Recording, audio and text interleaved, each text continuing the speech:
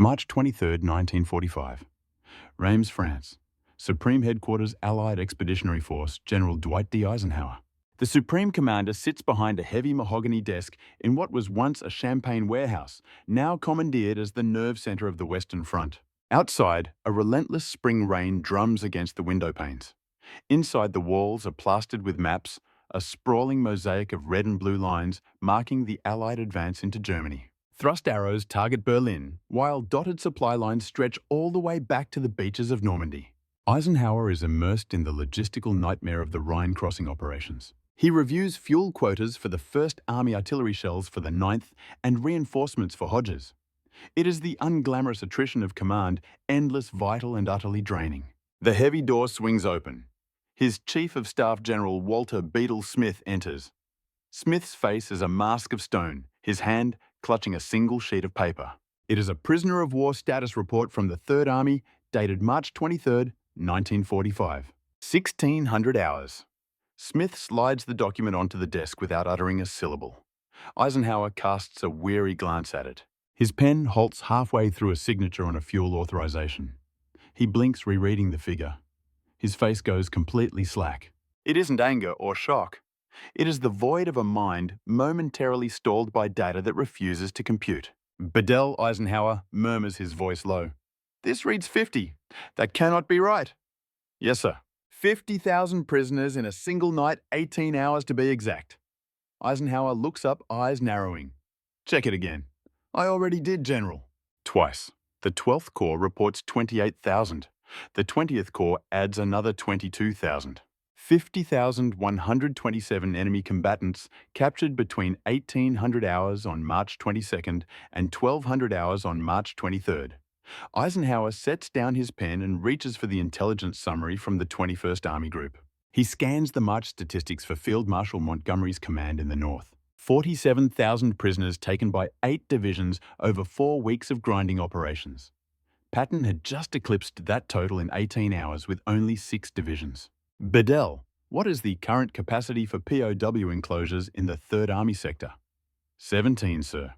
As of this morning, they have submitted an urgent requisition for 12 more. Emergency priority. 12 more on what grounds? They have completely exhausted their supply of barbed wire, General. Eisenhower stares at him. They ran out of barbed wire in one night. Evidently, so capturing 50,000 men requires roughly 90 miles of fencing to house them, according to the Geneva Convention. The 3rd Army burned through their entire theatre allocation before the sun came up. That is impossible.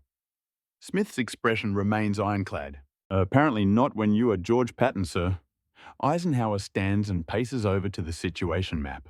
His finger traces the 3rd Army's sector, the Palatinate Pocket. That triangle of German-held ground wedged between the Rhine, the Moselle, and the Siegfried Line. Just 2 weeks prior, intelligence had pegged 14 German divisions there, battered and low on supplies certainly, but dug in and dangerous. SHAEF planners had allocated 2 weeks to clear that pocket. They anticipated a methodical grind with coordinated artillery and careful maneuvering. Patton had wiped the map clean in 3 days. Get 3rd Army HQ on the line. Eisenhower sighs. The prisoner count was staggering, but the real issue was that Patton hadn't asked for permission to launch the offensive in the first place. Before we continue with this saga, if you are captivated by the hidden chapters of World War II, the command decisions, the larger-than-life figures, and the impossible feats that forged our world, make sure you subscribe to Dusha 2 Elite. Smash that like button and leave a comment below letting us know which commander from the European theatre you want us to profile next. We are dedicated to bringing you the chronicles that standard history textbooks tend to skip. Now let us return to March 1945 as Eisenhower grapples with the realization that his most maverick general has just rewritten the manual on mobile warfare. March 23, 1945, 1600 hours. The secure line from SHAEF in Reims to 3rd Army Forward HQ in Oberstein, Germany hums with static. Eisenhower lifts the receiver. His tone is measured, deliberate. It is the voice of a man who has mastered the art of suppressing astonishment when handling George S. Patton. "George, I am looking at a report stating you bagged 50,000 POWs without requesting additional processing units and without a word to logistics. Care to explain?" Silence hangs on the line for a beat. Then Patton's voice crackles through, brash, confident, and utterly unrepentant.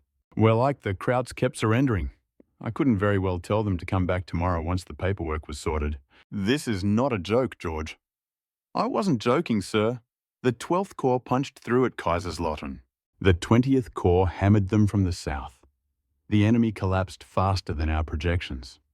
By midnight, we had entire regiments capitulating without firing a shot. Some of them were even marching themselves to the rear because we didn't have enough MPs to escort them. Eisenhower squeezes his eyes shut. He can visualize it clearly, Patton's armor tearing through the lines, infantry swarming in the wake. German units, exhausted, severed from command, surrounded, realizing the game was up. The Third Army juggernaut was doing what it did best, moving with such ferocity that the enemy's ability to react was shattered. Montgomery has spent a month just prepping for Operation Plunder, Eisenhower says. It is an operation of staggering magnitude, featuring massive artillery bombardments, airborne drops darkening the skies, and the mobilization of 2 full divisions. Montgomery is orchestrating the Rhine crossing with the meticulous precision of a textbook maneuver, utilizing every ounce of support available. Then Patton interjects, noting casually that he crossed the river the previous night without the loss of a single man. He promises the report will be on the desk by morning. A silence as heavy as stone descends upon the line, complete and absolute. The staff officers in the room seem to turn to statues. Smith halts in mid-stride. All eyes fix upon the Supreme Commander, observing his countenance as he processes the bombshell Patton has just delivered. You crossed the Rhine. Eisenhower's voice is barely a whisper, quiet and controlled. Might I ask when you intended to share this information? I am informing you at this very moment, sir, comes the reply.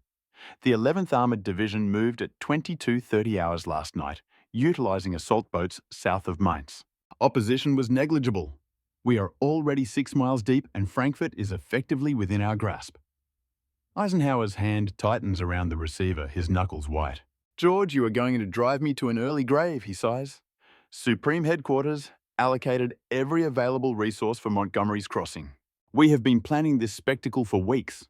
Prime Minister Churchill is personally watching from an observation post. This was intended to be the ceremonial official Allied crossing of the Rhine. You decided to improvise, Ike. Yet every hour we hesitate is an hour the Germans utilize to regroup. I possessed the bridgehead at Oppenheim. I had the boats at my disposal. I held the momentum. I took the opportunity, Patton asserts. Had I waited for the stamp of authorization, they would have fortified the East Bank, and we would have sacrificed lives that did not need to be lost. There is an undeniable logic to his words, and Eisenhower recognizes it. Patton is reckless, yes. Insubordinate, absolutely. However, he is also correct far more often than he is in error. And when Patton is right, his effectiveness is nothing short of devastating. We shall discuss this matter properly when you return to headquarters. Eisenhower adds a final caveat. Until then, please attempt not to capture the entire Wehrmacht without informing anyone. Understood, sir? The line goes dead as Patton disconnects. Eisenhower slowly places the receiver back in its cradle and looks towards Smith.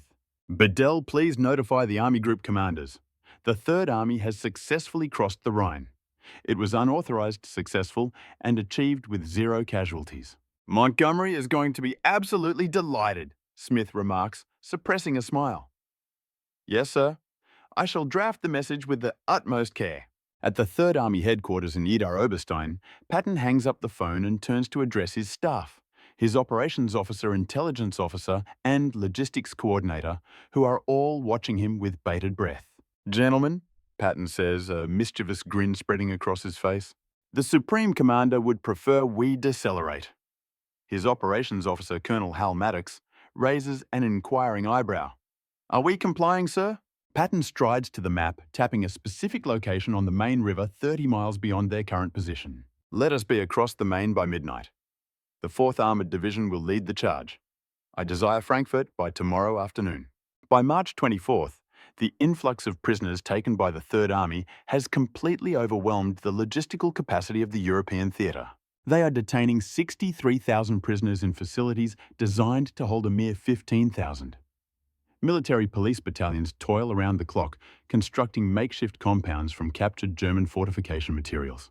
They utilize barbed wire stripped from pillboxes and wooden posts salvaged from... I see roadblocks even repurposing sections of the Siegfried Line's Dragon's Teeth barriers as fence posts. The 12th Corps dispatches an urgent report. German officers are now organizing their own men as there are simply not enough American guards to maintain order. The prisoners are forming their own work details, preparing meals from captured supplies, and even posting their own sentries to prevent escapes. It is a state of organized chaos, functional yet hanging by a thread. The International Red Cross dispatches a cable to Schaeff. The Geneva Convention mandates adequate shelter sustenance and medical care within 24 hours of capture. The current facilities of the Third Army are exceeding capacity by 400%. Immediate action is requested. At Schaeff headquarters, General John Lee, the logistics commander charged with supplying 9 Allied armies, arrives at Eisenhower's office bearing a stack of reports and an expression of barely contained frustration. Sir Lee begins spreading his charts across Eisenhower's desk. The Third Army has consumed 110% of its allocated fuel for March. They have exceeded their ammunition allotments by 40%. They are commandeering rations from First Army depots without authorization. And according to this report, they have captured such a vast quantity of German vehicles that they are utilizing enemy trucks to transport their own supplies. Eisenhower examines the charts, noting the red ink that stains every page. The Third Army operations are over budget in every conceivable category. Is it effective? Eisenhower inquires. Lee blinks in confusion. Sir, is Patton's advance proving effective? Are they securing their objectives? Lee hesitates before answering. They are advancing with such speed that our supply trucks cannot maintain the pace. Patton is seizing German supply depots and utilizing their fuel. He is quite literally powering his army with the enemy's logistics. Yesterday, the 20th Corps captured a fuel dump near Darmstadt. Patton ordered it distributed to his tank battalions immediately. He did not even report it through the proper channels. But to answer your question, is it working? Lee glances down at his charts, then back up. Perfectly, sir, which is somehow even more frustrating. Eisenhower suppresses a smile. How much fuel are we conserving through Patton's initiative? Preliminary estimates suggest 2.1 million gallons over 2 weeks, sir, in addition to saving 3 weeks of transportation capacity. In essence, he is compelling the adversary to furnish the very instruments of their own downfall. Let him proceed without interruption, Eisenhower commands. However, ensure that a meticulous record is kept. Should we find ourselves in similar straits again, we must understand the alchemy behind his success. Yet the Supreme Commander's tribulations were merely commencing. For on March 26th, Patton simply ceased to acknowledge communications. March 25th, 1945. Headquarters of the 21st Army Group situated near Venlo in the Netherlands. Field Marshal Bernard Law, Montgomery commander of the British Second Army, Canadian First Army and the American Ninth Army temporarily attached to his command, is ensconced in his mobile quarters, perusing the morning's intelligence briefing. Operation Plunder is slated to commence this very evening. It represents the official Allied traverse of the Rhine, the culmination of 3 weeks of preparation involving 80,000 troops, 3,500 artillery pieces, and 2 airborne divisions descending behind enemy lines. Churchill himself shall observe from a vantage point on the West Bank. The maneuver is designed to be methodical and strictly according to protocol, an application of overwhelming force delivered with systematic precision. It is the quintessential British approach. At that moment, Montgomery's intelligence officer presents him with a dossier. It is the Third Army's operational summary for March 22nd through the 24th. Montgomery scans the document, his visage remaining stoic. Though he is a paragon of self-discipline, those intimate with his moods can discern a certain tension tightening the corners of his eyes. Patton traversed the Rhine the previous evening using simple assault craft eschewing preliminary bombardment or massive artillery preparation. Relying solely on boats and infantry, he has already penetrated 6 miles inland. Montgomery deposits the report on his desk and takes up a message form, inscribing his words with careful precision to the Supreme Headquarters Allied Expeditionary Force from the 21st Army Group. Request confirmation that the operations of the Third Army shall not impede the timeline established for Operation Plunder. A synchronized Allied advance is strictly a prerequisite for victory. I advise an immediate elucidation of command boundaries and operational objectives. Montgomery's Chief of Staff reviews the missive and instantly grasps the underlying implication. Translated, it means, instruct Patton to cease eclipsing my efforts. The message is transmitted to Schaeff, where Smith reads it aloud to Eisenhower. Eisenhower exhales a weary sigh. This represents the facet of Supreme Command that is rarely discussed. The delicate art of managing egos and balancing volatile personalities, ensuring that brilliant but difficult men labor toward a common objective rather than engaging in rivalry. Compose a reply, Eisenhower directs. Convey to Montgomery that Operation Plunder remains our primary focus. The crossing executed by the Third Army is merely a supporting endeavor. Underscore the need for coordination, despite the fact, or perhaps because of it, that Patton has advanced further into Germany than the plunder objectives. Bedell-Monti requires assurance that his operation is significant, which indeed it is. We require crossings along the entire length of the Rhine, not merely Patton's spirited dash in the south. Smith signals his agreement and begins to draft the text. Eisenhower studies the map. Patton is closing in on Frankfurt, while Montgomery is only just preparing to cross. The First Army is consolidating its position at Remagen. The Ninth Army is providing support to Montgomery. The Allied advance is proceeding effectively. It simply is not unfolding in the manner anyone anticipated, a lesson Eisenhower is learning to expect whenever George Patton is involved. And then Churchill entered the fray. March 26, 1945. Prime Minister Winston Churchill arrives at Montgomery's headquarters to personally oversee Operation Plunder.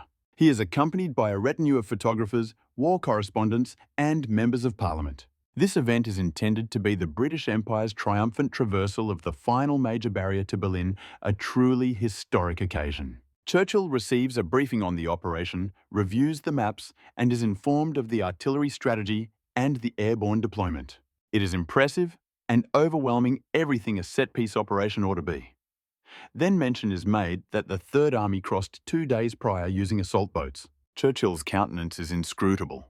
He turns toward Montgomery. Is this accurate, yes, Prime Minister? General Patton executed an unauthorized crossing south of Mainz on the evening of March 22nd.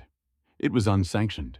He failed to coordinate with Supreme Headquarters or neighboring armies before launching the operation. Churchill contemplates this information and considers his current standing. Montgomery's intelligence officer gestures to the map. They have advanced 45 miles beyond the Rhine as of this morning, Prime Minister. They are nearing Frankfurt. Churchill gazes at the map, then does something entirely unexpected. He smiles, a broad, genuine Winston Churchill smile. Gentleman Churchill remarks, it appears our American cousins have stolen a march on us. How remarkably enterprising of General Patton. He turns to address Montgomery. Bernard, I suggest we ensure that Operation Plunder is executed with such resounding success that history forgets who crossed first. They may have crossed in boats. We, however, shall cross with the full weight and majesty of the British Empire behind us. It is a diplomatic masterpiece, acknowledging Patton's feat while reframing plunder as the more significant undertaking. Churchill comprehends what Eisenhower understands. This is not a competition, it is a war. And at this moment, the Allies are emerging victorious. Yet that does not deter Montgomery from dispatching another message to Schaeff requesting clarification on whether the Third Army's advance might be proceeding a trifle too rapidly for proper coordination with neighboring forces. General Eisenhower studies the document with a thoughtful expression before passing it to Smith. Bedell, what might be the most diplomatic phrasing to suggest we give Patton free rein? Smith pauses to reflect. I shall formulate a suitable explanation, General. The events that followed would compel Eisenhower to utter sentiments regarding George Patton he never imagined he would voice. The date was March 27, 1945. Inside the Schaeff Operations Center, the tactical map undergoes revisions every 6 hours to reflect the latest troop dispositions. On this particular morning, the officers tasked with tracking the Third Army encounter a significant dilemma. Sir, a young lieutenant addresses the duty officer, I am unable to verify these coordinates.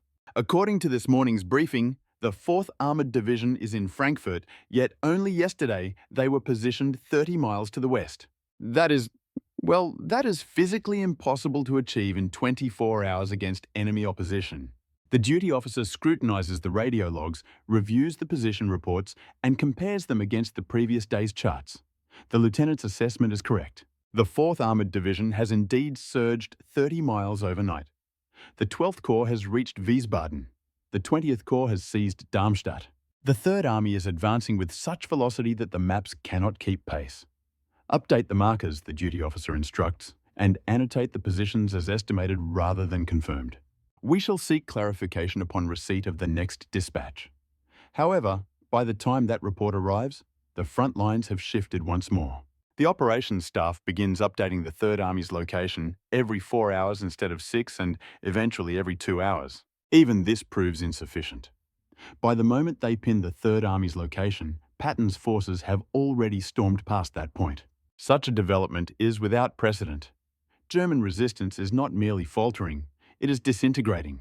Entire regiments are laying down their arms not due to defeat in direct combat, but because American tanks are already maneuvering behind them before they can even receive orders to form a defensive line. At the 21st Army Group headquarters, Field Marshal Montgomery's British liaison to the Third Army transmits a dispatch. The date is March 28th. They are 13 days ahead of schedule, Montgomery reads aloud. He offers no further comment. He returns his attention to planning the follow-up phases of Operation Plunder.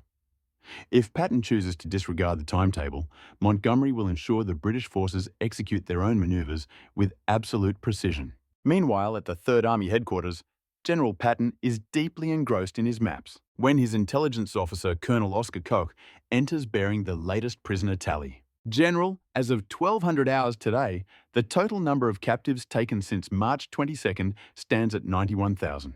Yes, sir? The 12th Corps has 41,000. The 20th Corps, 33,000. The 8th Corps has secured 17,000. In merely 6 days, we have captured more prisoners than, well, sir, than any other force. A grin spreads across Patton's face. Oscar dispatch a communique to General Bragg. Inform him that if he can secure sufficient gasoline for me, I shall have the Third Army in Berlin within 48 hours. The colonel hesitates. Sir, ought we to clear this with Supreme Headquarters beforehand? Send the message, Oscar. The transmission reaches the 12th Army Group headquarters. General Omar Bradley Patton's immediate superior and longtime friend shakes his head, lifts the receiver and dials Eisenhower. Ike, I have ceased my attempts to restrain George. I simply call him each morning to ascertain his location. Yesterday, his orders were to secure bridgeheads. Today, he is on the verge of severing the entire retreat route for Army Group B. By tomorrow, in all likelihood, he will be in Bavaria. On the other end of the line, Eisenhower remains silent for a moment. Finally, he asks, Brad, is he accomplishing his objectives? He is achieving objectives that were not scheduled to be assigned for another 2 weeks. Then let him proceed. However, ensure that someone is documenting his maneuvers, for if this strategy succeeds, we shall certainly need to analyze it. And if it fails, we are... Bradley hangs up and looks to his chief of staff. Ensure the Third Army receives priority on fuel shipments and begin drafting the after-action reports, detailed ones, because no one will believe this once the war has ended. Meanwhile, on the German side, the perspective is vastly different and deeply alarming. General Hermann Balck commands Army Group G, the German forces standing in Patton's path in southern Germany. He is a seasoned veteran of the Eastern Front. He has battled the Soviets. He is well acquainted with the nature of rapid, aggressive armored warfare. Yet, this situation is unique. On March 28th, Balck attempts to forge a defensive line along the main river. He issues directives to 3 divisions. Hold the river crossings. Deny the Americans any bridgeheads. It is precisely the moment for Army Group B to withdraw from the Ruhr. However, by the time these orders reach his forward units, American tanks have already crossed the Main. The defensive line Balck sought to establish never truly existed. Following the war during Allied interrogation, Balck would remark, "We simply could not comprehend Patton's velocity. Our doctrine dictated consolidation. After crossing a river, one rests, resupplies, brings up artillery, and prepares for the next phase." Patton simply never paused. By the time we received commands to form a defensive line, his tanks were already operating in our rear. It was akin to battling a wildfire. Everywhere we attempted to contain it, the flames had already spread beyond our positions. Another German officer interviewed after the conflict would phrase it more succinctly, Patton did not fight us. He overran us. There is a distinction. Even the Soviet liaison officer at SHAEF takes note. On March 28th, he dispatches a report to Moscow. General Patton's forces are surging forward with a velocity reminiscent of the Soviet Union's Operation Bagration in 1944, sweeping up German troops before they can even contemplate digging into established defensive lines. It would be wise for future strategists to closely examine these American methods of mobile warfare as a blueprint for campaigns to come. Even the Red Army, the very architects of deep battle doctrine and masters of operational maneuver, finds itself struck with admiration by the pace Patton has set. The velocity of the Third Army is truly staggering. By March 28th, they have pushed between 70 and 80 miles beyond the Rhine in a mere 5 days. In that brief window, they have secured 93,000 prisoners of war. Having neutralized or seized 1,400 German vehicles, they are now poised to envelop the entirety of Army Group B in the Ruhr, a feat Supreme Headquarters calculated would require 6 weeks. General Patton accomplished the groundwork in less than 7 days. From his forward command post, Patton surveys the map tracing paths toward Berlin, Prague, and Munich, before addressing his officers with conviction. "Gentlemen, we have the Germans exactly where we want them. Each hour we sustain this momentum is an hour denied to their reorganization efforts. It matters not that we are ahead of the timetable, nor that our logistics teams are in distress. We press on until ordered to halt, and perhaps not even then." A voice then inquires regarding the casualty counts. Patton's response is instantaneous. "We endure far fewer losses by moving with alacrity than we would at a sluggish pace. Speed serves as armor. Speed acts as firepower. Speed secures victory." His assessment is correct. The Third Army's losses during the March campaign remain extraordinarily low. The numbers are less than half of what headquarters had anticipated for an operation of this magnitude. Due to the rapidity of the advance, the German forces lacked the time to mount an effective defense, leading units to capitulate rather than engage in combat. Fortified positions are circumvented rather than assaulted, for Patton has realized that in the realm of mobile warfare, velocity itself is a potent weapon. Yet back at headquarters, a single question dominates the conversation. How long can he sustain this intensity? On March 29, 1945, General Dwight D. Eisenhower determines he must witness the situation firsthand. He boards his personal C-47 transport and departs for Frankfurt, a city Patton secured only that morning. As Eisenhower's aircraft touches down, the airfield is still in the process of being cleared of decimated German planes. Patton awaits him on the tarmac, resplendent in a crisp uniform and gleaming boots. The famous ivory-handled revolver rests on his hip, and a broad smile plays across his face. Eisenhower disembarks, surveying the captured airfield and the silhouette of Frankfurt in the distance. Plumes of smoke from recent engagements are still drifting along the horizon. George Eisenhower remarks, "Do you have any conception of how many regulations you have breached in the last week?" Patton offers a sharp salute. "No, sir. I have been entirely too occupied with winning the war."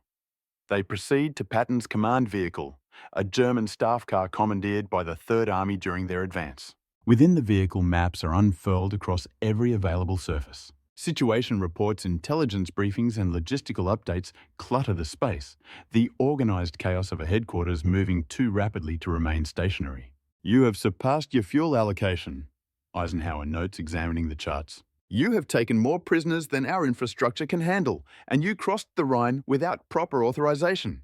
You are so far ahead of the First Army that your flanks are exposed for 60 miles. Patton retrieves a larger map and smooths it out over the hood of the vehicle. "I can observe this. We have severed the German 7th Army's line of retreat right here.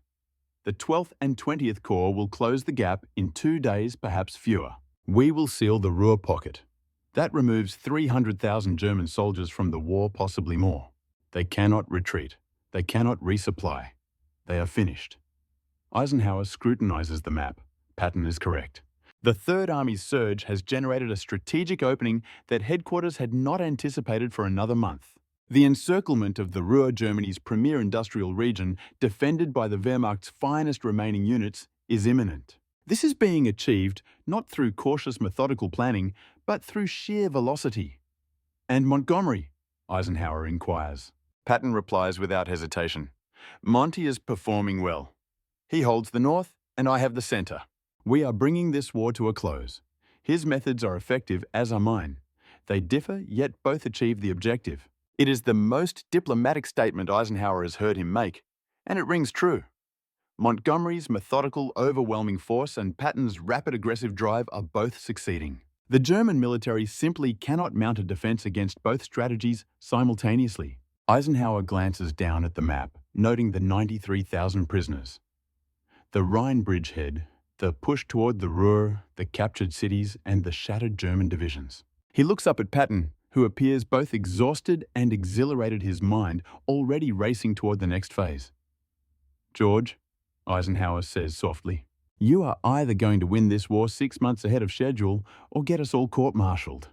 Patton grins. "I will take those odds, sir." Eisenhower nearly smiles.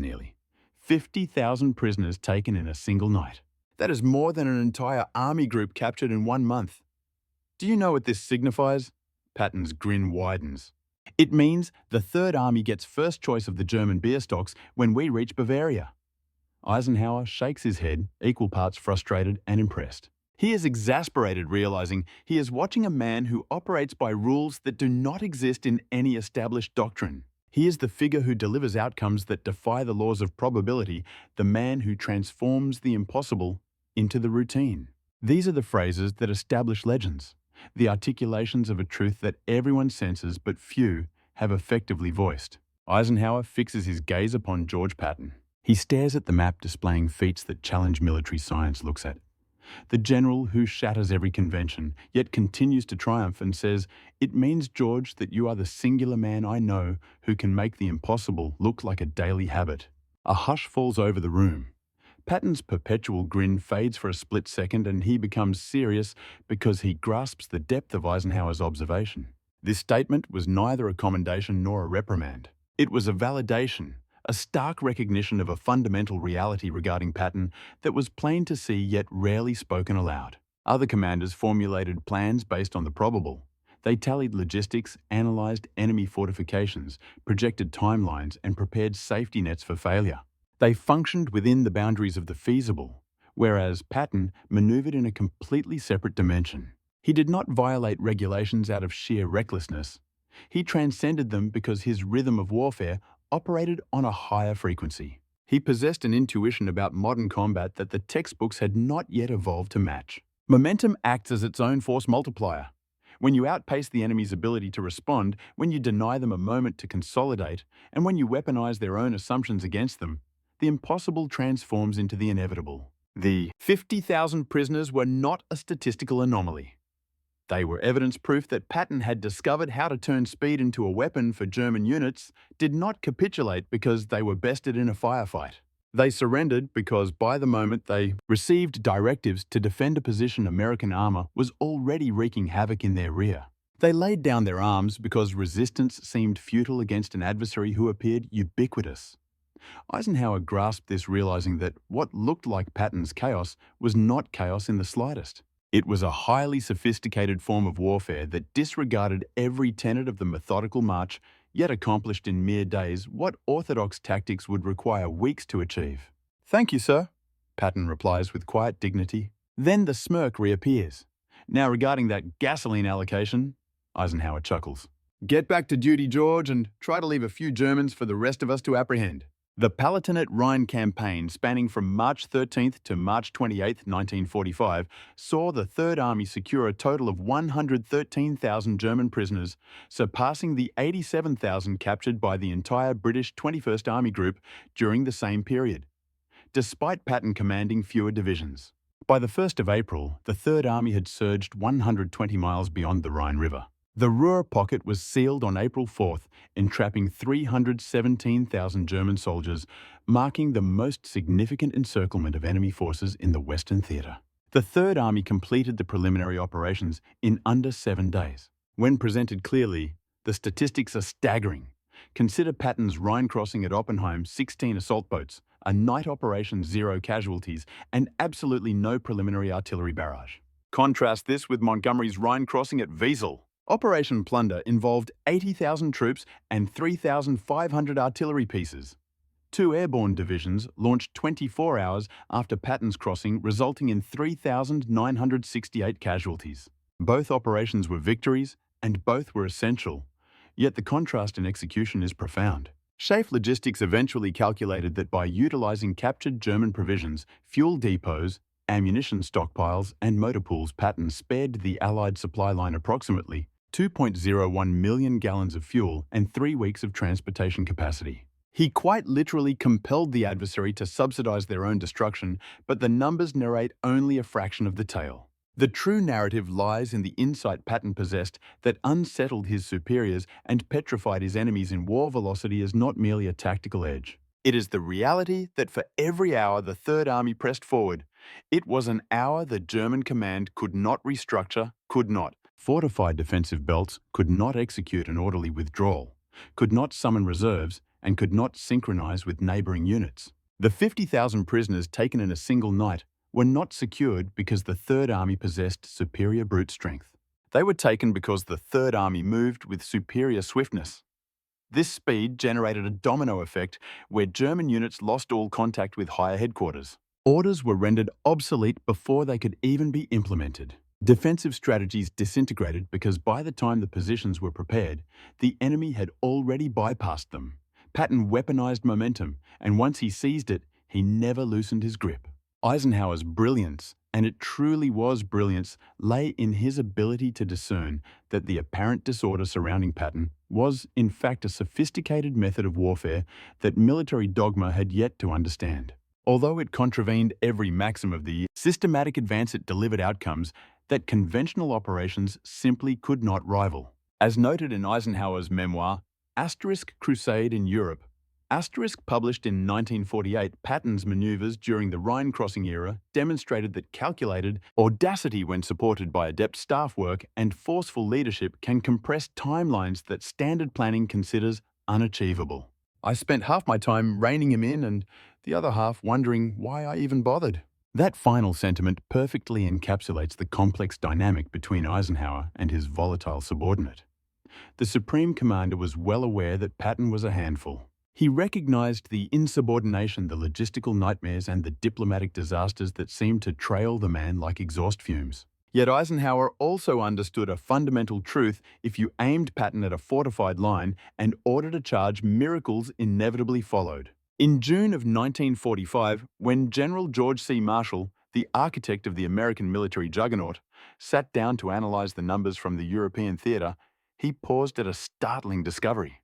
The statistics regarding the Third Army's performance during March of 1945 eclipsed the number of captures made by the entire American Expeditionary Force during the First World War's climax. A single army in 1 month secured 113,000 prisoners. Marshall's handwritten marginalia on that report, still preserved within the National Archives, suggests using these operations as a blueprint for future mobile warfare doctrine, while wryly advising that the general be kept far away from supply logistics personnel. Even a man as stoic and regimented as Marshall had to admit that old blood and guts had unlocked a revolutionary concept, a strategy that defied traditional military orthodoxy. We are speaking of a commander who seized 50,000 combatants in a single night, and by the end of the Second World War, had corralled 956,000 prisoners, a tally unmatched by the British, French, Canadians, or any other American contingent. Remarkably, he achieved this while consistently driving his tanks on empty fumes, overdrawing his supply quotas, and moving faster than the official timetables deemed possible. The final ledger for the Third Army is staggering 531 days of combat, 1,300,000 miles traversed, 12,000 municipalities liberated, and nearly 1 million captures. They inflicted approximately 400,000 casualties upon the enemy. In exchange, the Third Army suffered roughly 137,000 losses, with 21,000 killed in action. To put those figures in perspective, consider the exchange rate 7-1. For every American soldier lost, 7 Germans were removed from the battlefield. Such a disparity is virtually without precedent in the annals of armed conflict. In the aftermath, historians dissected these campaigns, desperate to decode the alchemy behind Patton's success.